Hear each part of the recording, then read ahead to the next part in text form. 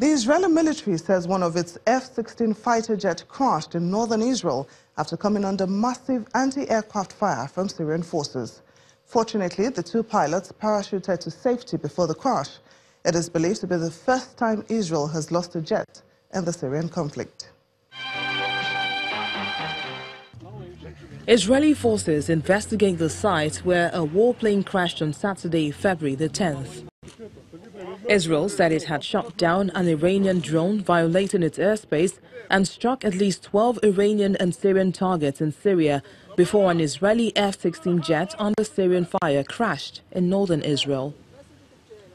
Syrian state news agency said that Syrian air defenses were responding to a new Israeli aggression, and a military source said the defenses had thwarted attacks on military positions in the south of the country. But an Israeli army spokesman says Israel is not seeking an escalation in the region. This comes after the United States also said it's not looking for a conflict with Syrian government forces, but has a right to self-defense.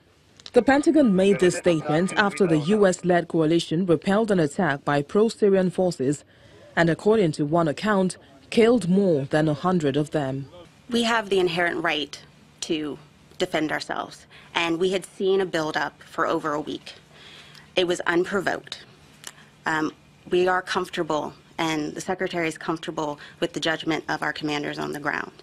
Meanwhile, a top United Nations human rights official says Syria and Russian airstrikes in rebel-held areas have killed 230 civilians in the past week in some of the conflict's worst violence that may also constitute war crimes.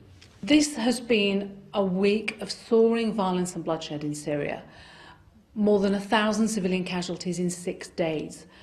We've received reports that at least 277 civilians have been killed. 230 of these people were killed in airstrikes by the Syrian government and their allies. In addition, 812 people were injured. So this has to stop? This absolutely has to stop. We're making a call for urgent action by the international community.